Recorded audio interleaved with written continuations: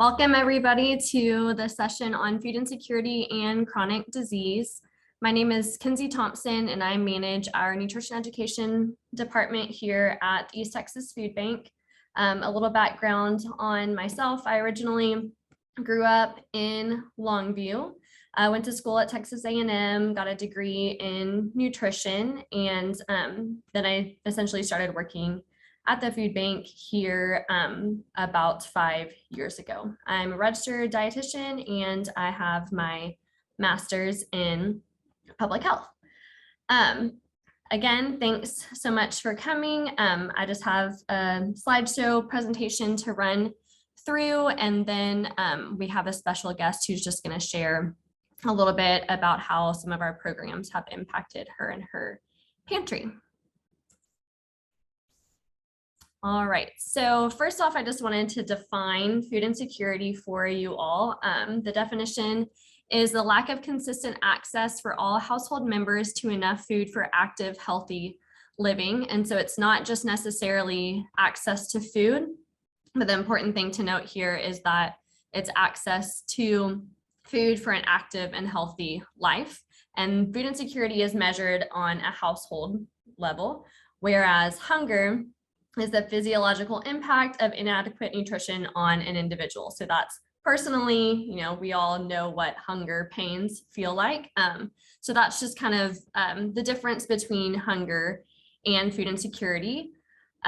Prevalence of food insecurity in the United States in 2020, that's the most recent data that I was able to find through Feeding America, that about 11.8% of US households are food insecure.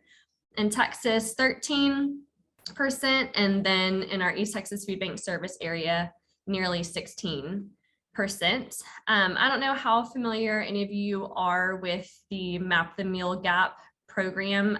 It's an interactive map that is provided by Feeding America. I'm going to go through just some screenshots on the next couple of slides that show kind of how the map works, and I'll tell you like what the address is to be able to pull it up if you have interest afterward in diving into it a little bit more yourself. But so this is kind of what it looks like. I've selected the whole United States here. So as I mentioned in the previous slide, about 11.8% of households are food insecure. So you can see that in kind of the little pie chart in the middle by the bottom. You can also see that the darker level of green is a higher level of food insecurity. So you can kind of just see the picture of the United States as a whole and be able to see kind of what areas struggle with food insecurity more than others. So we can see kind of just the general southern United States tends to struggle with food insecurity more. That 11.8% is about 38 million people, to put that into perspective too. There's a little information about the average meal cost in the United States as well. So this is, like I said, an interactive map that you can kind of click around and see stuff. Just so y'all are aware, some of these numbers I also tried to see what they were in 2019, because they do the map generally every year, but it takes a couple of years for them to have the data for that year. And so they released somewhat recently the 2020 data, but in 2019, it was about 10.9% of households and 35 million people. So obviously, the COVID-19 pandemic, as you all are aware, has increased food insecurity. I would think even when we release the 2021 map, it would be even more significant potentially. So then for this next screen, I just selected the state of Texas. So like I said, you can just kind of move your mouse around and you're able to select different states. And then all of the orange dots on the state, if you can see, are food banks. So you can see there are 21 food banks in the state of Texas, I believe. So you can see about that many. That's the case for the whole entire map. So you can kind of also see that, in Arkansas or whatever, it looks like there's 4 food banks. So if you have any interest for any reason in specific data from other states or other food banks, this is a way that you can look at that. But we can see that in 2020, the state of Texas, 13% of households were food insecure. And you can, see that it's pretty equal across the state, that just Texas as a state is generally pretty food insecure. We have some pockets of some different lighter colors, but for the most part, it's just kind of the same level of green across the entire state. And then I went on to select the East Texas Food Bank's service area. So most of you all are fairly familiar with the shape of our East Texas Food Bank service area. We have 26 counties in Northeast Texas. So 15.9% of our households were food insecure in 2020, and that's about 204,000 people. If you just Google map the meal gap, I think it's like mapthemealgap.feedingamerica.org or something like that is the full on URL for this page. But if you just Google map the meal gap, you should be able to find it. And then what I didn't do that you can even go further into doing is selecting a specific county. So for all of you, you represent pantries from different counties. So you'd be able to select the specific county if you were interested in data around your particular county. So I just wanted y'all to see this visual. It's a great tool just to be able to use, even if you're trying to collect some data for a particular like grant or something that you're doing, or you just want to see how things have changed, or you can compare, your county versus another county, or your county compared to the food bank as a whole, compared to Texas, compared to the United States, just to show, how potentially your area is more at risk than others. The next slide is essentially what type of people are more likely to experience food insecurity. I'm not going to read through all of them necessarily, but if you look at the left side on the high risk groups, I would assume that a lot of the people that are coming to your pantries would fit into that category. So households with children, potentially even those children being those households being headed by single parents or adults that live alone, rural households. I'm sure a lot of you are from more rural areas where you have potentially incarceration of a parent, or maybe the maternal health of the family is either the maternal physical or mental health may be poor in some of your families. So that's just kind of it's not an exhaustive list necessarily, but it's just potentially individuals that might be high risk for food insecurity. And some of those contributing factors, which I'm sure a lot of you are aware of as well, the things that can increase the likelihood that a family would be experiencing food insecurity being poverty. Something related to that is unemployment or underemployment. Transportation barriers is huge. Part of transportation barrier can also be the proximity to food retailers. So there's a term that is called food deserts. It's essentially in a urban area, if there's not a store within 1 mile, I believe, it's considered a food desert. And then more in a rural area, if there's not a store within 3 miles, then it's considered a food desert.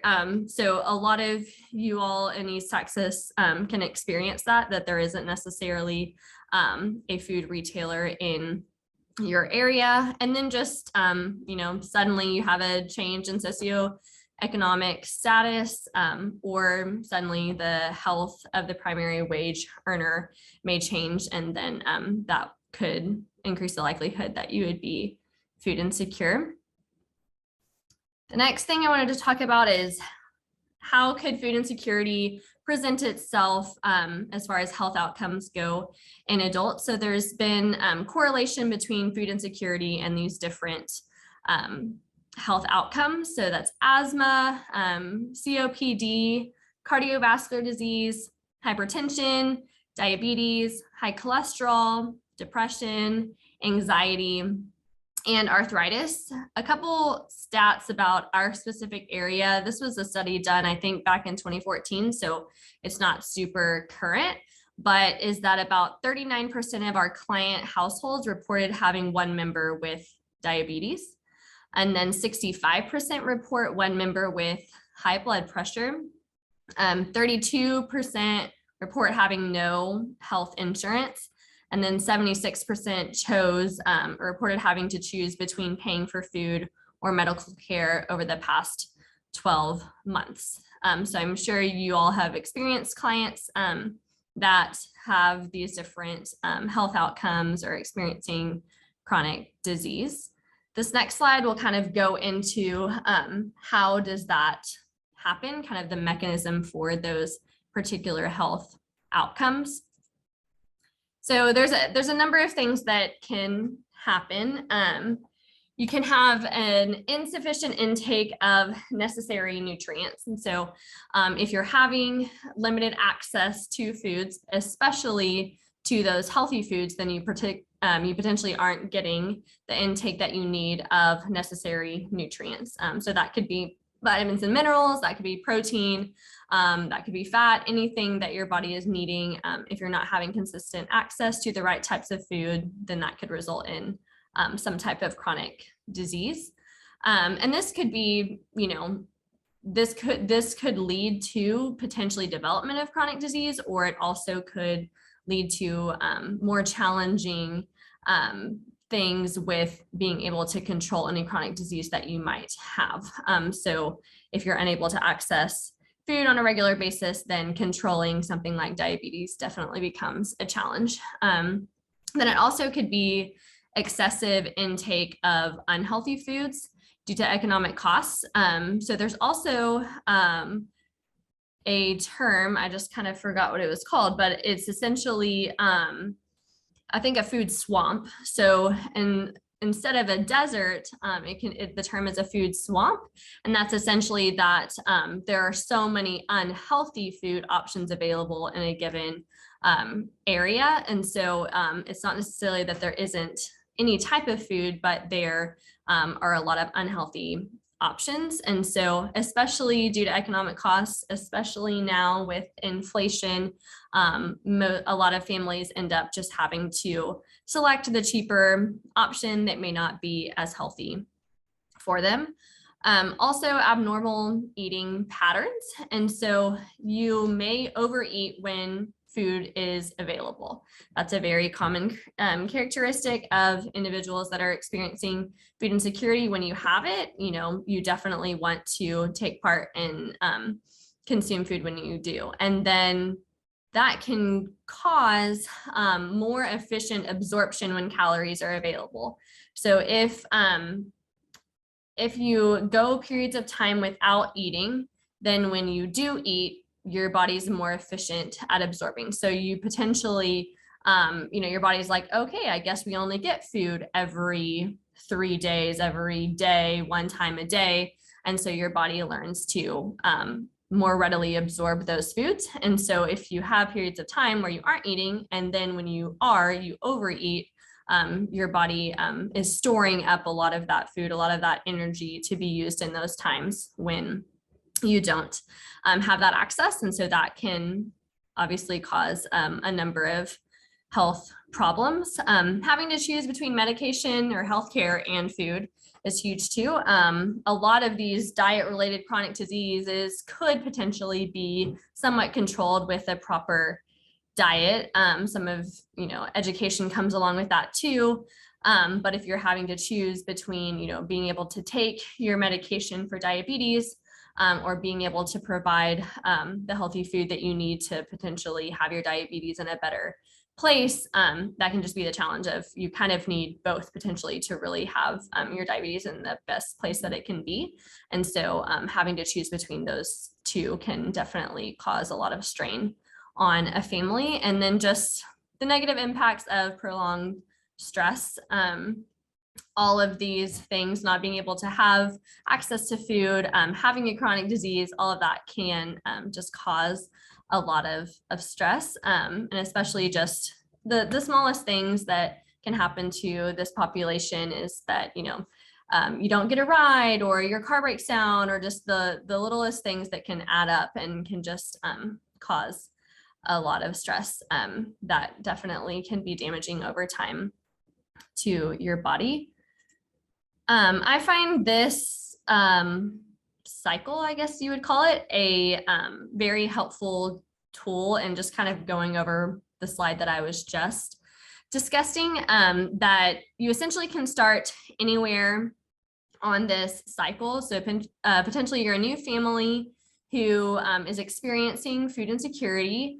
What that leads to is coping strategies. You're going to reduce your dietary quality. You're going to have kind of those eating behaviors that are not super consistent, and that will lead to poor physical and mental health potentially, and even the development of some type of health problem or chronic disease.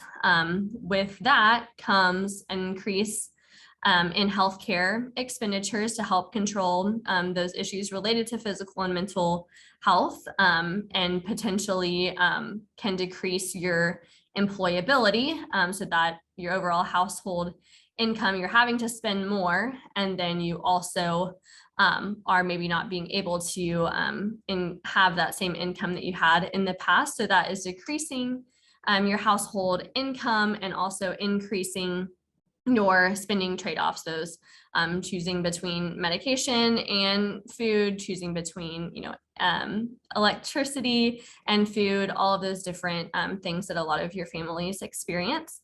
So that's kind of the example of can start at food insecurity. But potentially, if you recently got diagnosed with some type of chronic disease or health problem, you could start there, and that would increase your healthcare expenditures, decrease your employability, reduce your household income, and maybe push you into food insecurity. So you can see it with this cycle that you could either enter in as someone that has food insecurity, and that could lead you towards a chronic disease, or you could have a chronic disease, and because of that could lead you into food insecurity. So I just find this a helpful visual, something that Feeding America created to just kind of understand more a little bit the mechanism between food insecurity and chronic disease. This next slide just shows a little bit of the left side is obesity rates in the state of Texas. It's from 2020. I wasn't able to find anyone more recent than it's 2014 to 2016 on the right for diabetes. But you can see the darker the purple is higher rates of obesity on the left side. So we're kind of these are separated by public health regions. So some of you may find yourself in public health region 4, others might find yourselves in public health region 5. So you can see that the rate for obesity in those areas was around 40%. And then the overall obesity prevalence in the state of Texas is 35%. A couple of years ago, I was at a conference and it was the same map was shown. I think it was a Feeding Texas conference, and instead of like the Panhandle and rural South Texas being the highest rates, East Texas had the highest rates. So it's a little bit encouraging to see that we're having slightly better outcomes than maybe other areas in the state, but it still is a pretty high number in just our area. And then the opposite of that is you can see on the right side with diabetes that the darkest blue is higher rates of diabetes, and you can find a lot of the darker blue color in our East Texas area. So, I mentioned in a couple slides ago that, we had a certain number of percentage of our families had a member with diabetes or high blood pressure. So you can just kind of see a visual with these maps, how that's affecting our area specifically.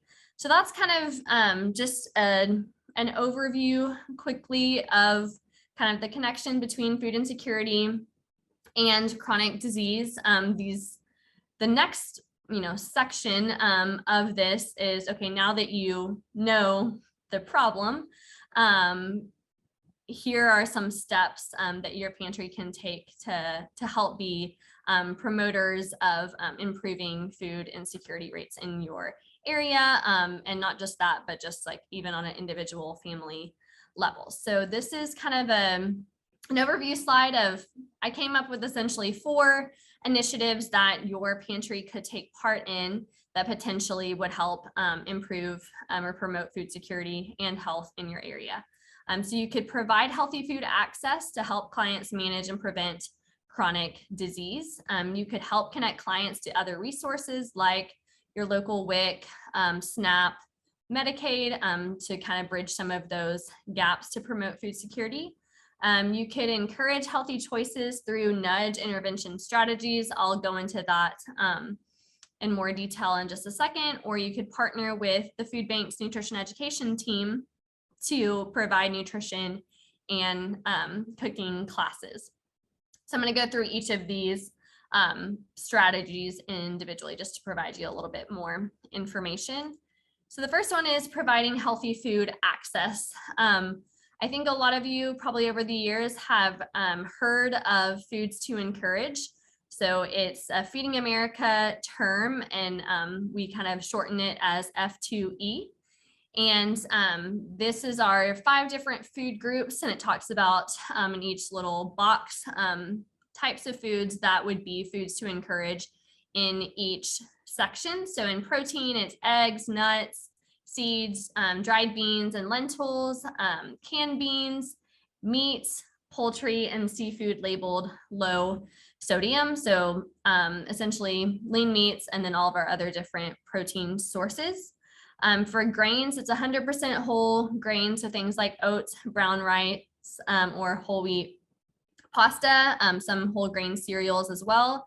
For fruits and vegetables, it's any fresh fruit or vegetable or frozen fruit and vegetable that don't have anything added. So canned vegetables with no salt added or low sodium, and then canned fruit that's in 100% juice or 100% juice or vegetable juice, like the actual 100% orange juice. And then for dairy, it's unflavored or unsweetened, low fat or skim milk or yogurt. And then the same thing for flavored, we ask that it's like skim or non-fat, and then cheese. So this is kind of general healthy foods. Something that you may have noticed in Agency Express is that any food that meets this criteria in our inventory is labeled the letter F, the number 2, and an E before it. And you can actually filter by F2E when you're doing your order to pull up all of the foods that meet that criteria. So I do try to complete an audit about once a month to ensure that foods are labeled correctly. I work with Greg and our inventory team to make sure that they have a good grasp on how the foods should be labeled. But this is one way that you can help to promote food security is by providing more healthy choices or making those available to your clients in your pantry.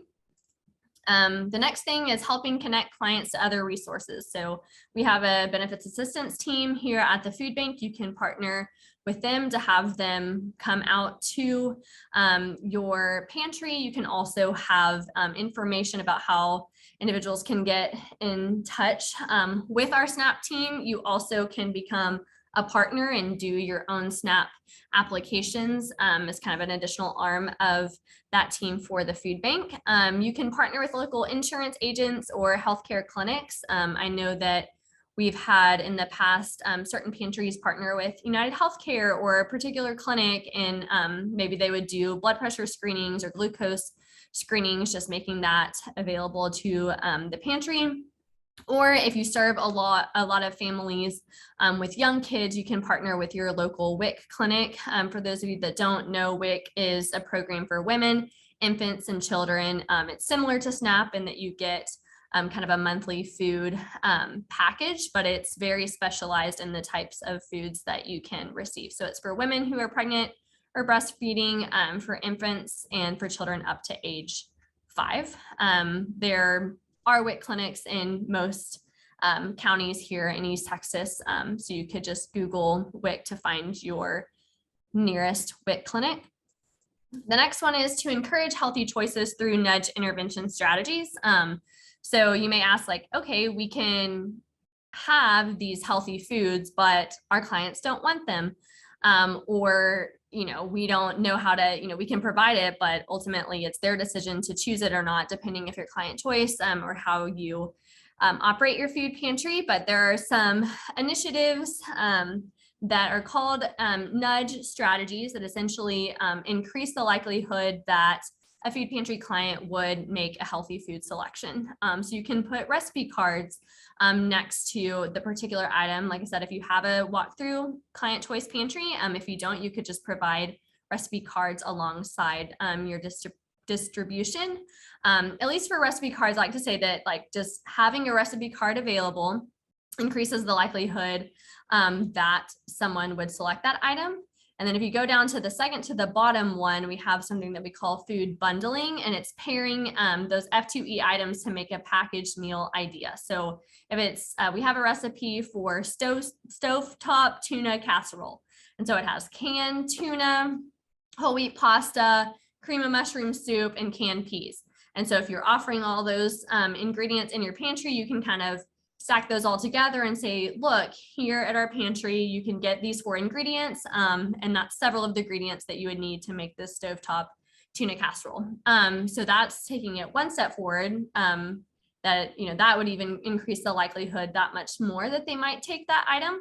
And then you can also perform a food demonstration with samples. So then it takes it a step further if you actually prepare that stovetop tuna casserole and give your clients the opportunity to taste that. So if you have questions about doing any of these things, please reach out, because these are initiatives that are part of our nutrition education program that we can provide you with the resources that you need to carry out these strategies. A few other things are just having signs in your pantry that promote healthy choices, having little signs that say, whole grains may lower your blood pressure, or things like that, someone that has hypertension might read that and say, okay, maybe I do need to try whole grains. So these are just some examples of these nudge intervention strategies that, once you're providing those healthier options, some of these strategies can help encourage those clients to actually take those.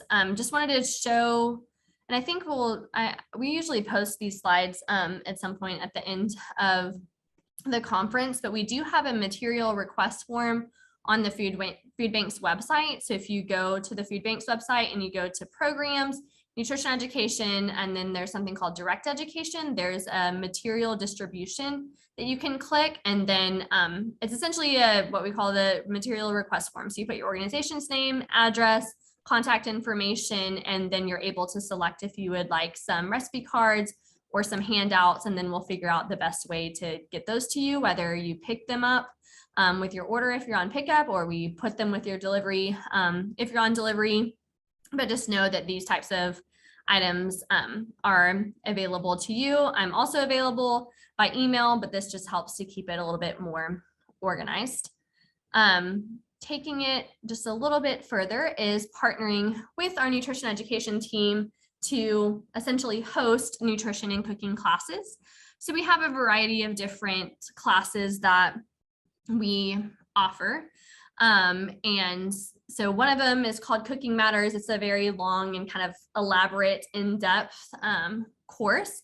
And it requires that we'd have a little bit more of like a kitchen type setup to be able to offer the class, but it is great. It's a 6-week course, and each course is 2 hours, and we talk about nutrition and we talk about food safety, and we prepare a recipe together from completely raw, fresh ingredients until we cook them. Then we sit down, share the meal together.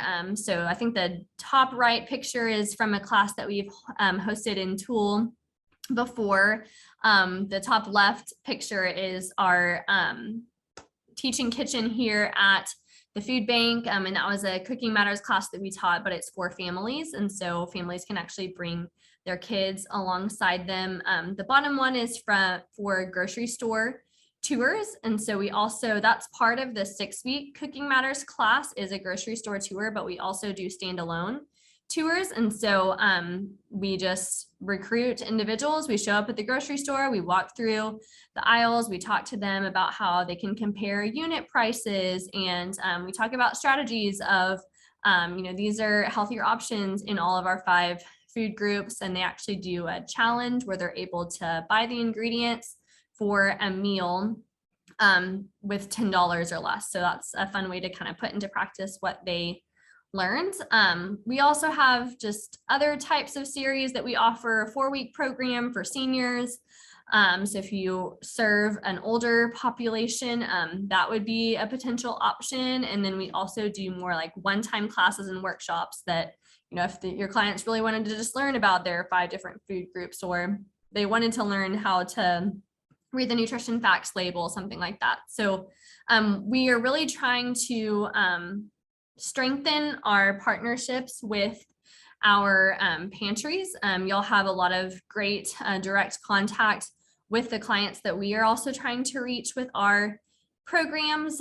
So some of them, like I said, Cooking Matters would require more of a kitchen type space. I know a lot of your pantries are affiliated with churches. And so that's the example with Tool, that they're able to, their pantry is not in the church, but we're able to use the church's kitchen to be able to offer our program. So it's not necessarily that your partnership with us would have to be that you have identified a space at your facility to host the class. It could be partnering with a local church that we could offer the class at, or some type of community center.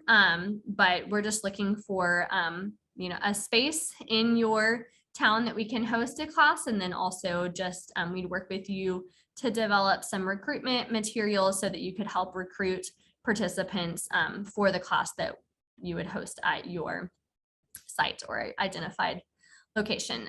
So this is something that I'm more than happy to talk with you all further about how you can get connected with us and what this would look like. But we're definitely interested in expanding our partnership related to this with pantries. So the next and kind of final thing before I just open it up to if anybody has any questions is just to offer Vicki Dumont, who's the executive director of the Tool Community Food Pantry that's in Tool, Texas, the opportunity to just share with you all about the cooking classes that we've offered with them, and just just provide her a moment to discuss how that's impacted their clients and how she would encourage you all to participate too. So I'll let Vicki unmute so she can share, and then once she's done, we'll open it up for if anybody has any questions. Hi, everybody. I'm Vicki Dumont. Nice to see you guys. I have been with the pantry for almost 2 years. I retired on December 2nd of 2020 and took over the pantry on December 3rd of 2020. So that being said, Ruth Pym was the leader of the pantry for 8 years prior to me, and she really did establish all of the processes and procedures that we have implemented, that we use today and we've implemented against. So in the past, Ruth had established a relationship with Kinsey and the team to at least set us up as a healthy food pantry. So our focus really is on providing the F2E products, fresh produce, things like that. And then of course, COVID took us all down for a couple of years. So when I started in December of 2020, we were still a drive-through organization. We had to stop all of our cooking classes and all that stuff. And then in May, at the end of May, 1st of June of 2021, we reopened for client choice. And we started to do some, conversations with the clients about cooking classes and things like that. And we set a few of them up with Kinsey's help, but we were not successful in getting people to attend.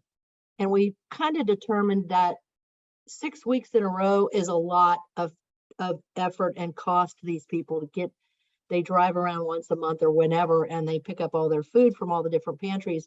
But coming back to our place every week, 6 weeks in a row, became kind of a futile effort.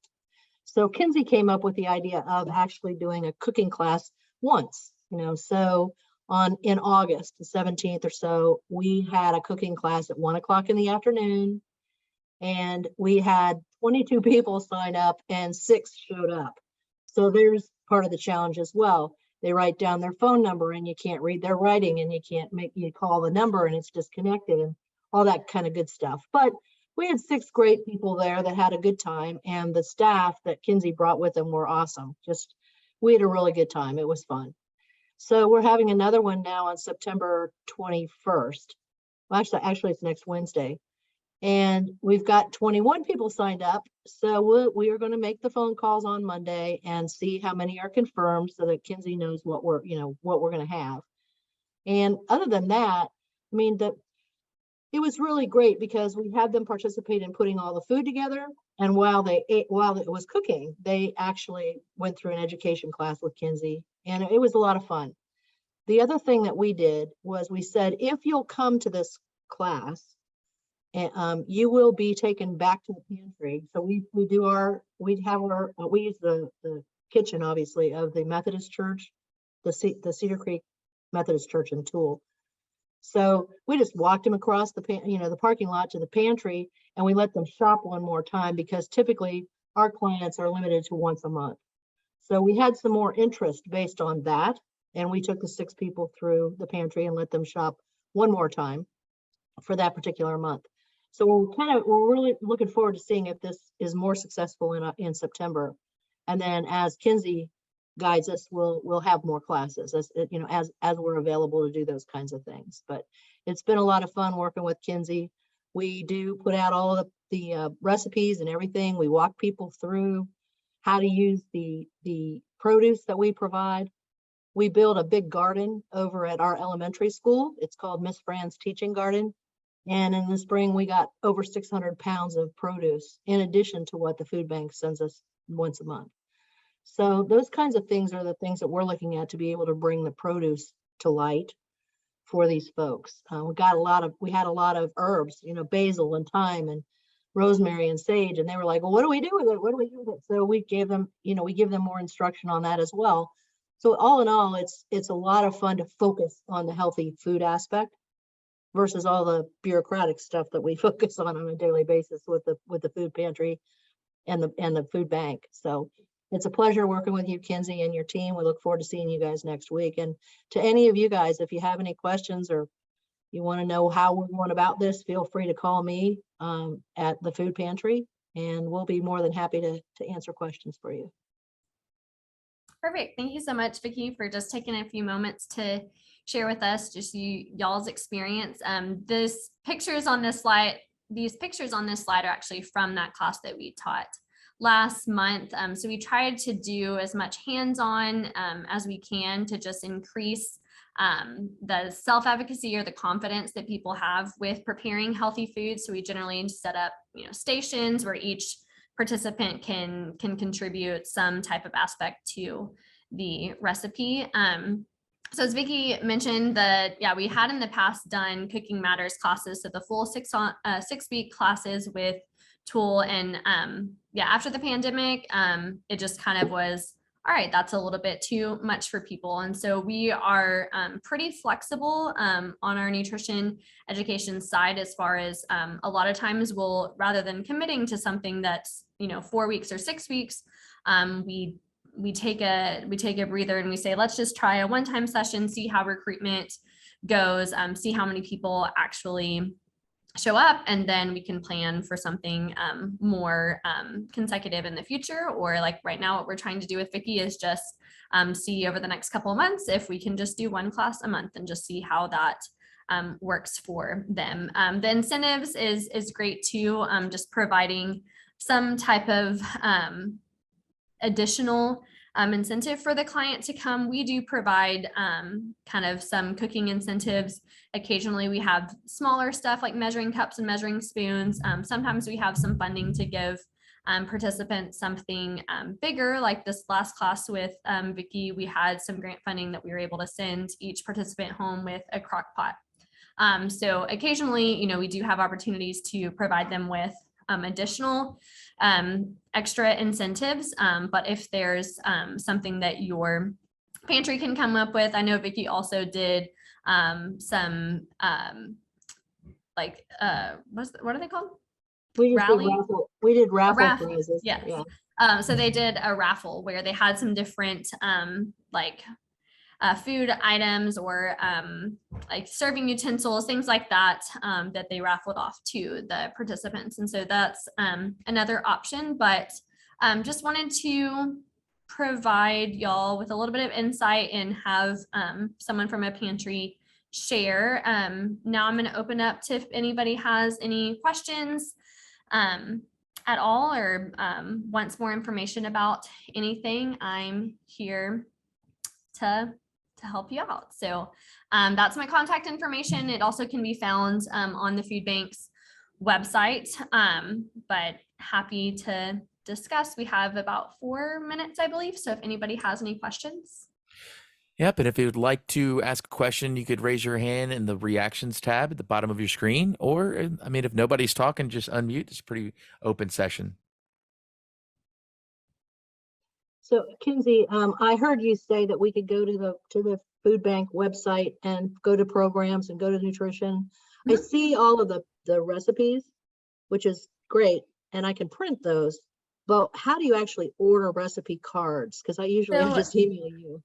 Yeah, it's not the easiest. Maybe I can navigate to the actual form and just post it in the chat.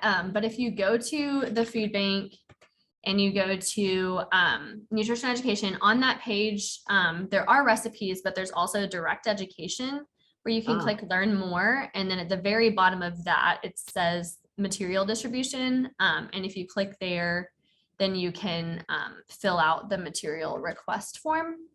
And like I said, that sends me an email that has all of the information on it of how many do you need? How many people do you serve? What type of content do you want? What languages, English, Spanish, do you want it in?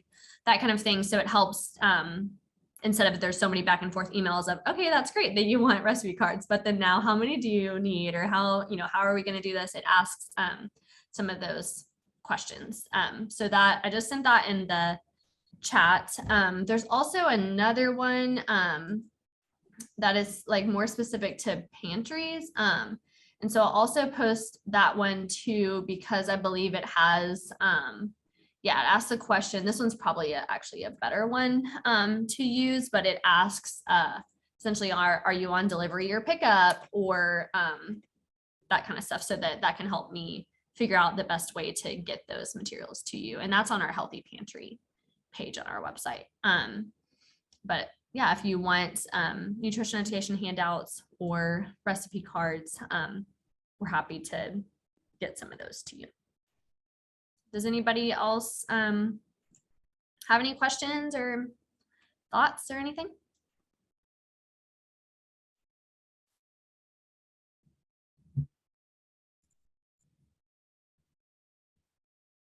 Looks like we're right on time, kiddo.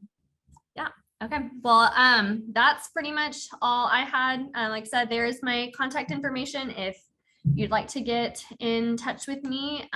Vicki, thank you again for sharing about y'all's experience in Tool, and yeah, you'll have a great rest of the conference and a great rest of your day.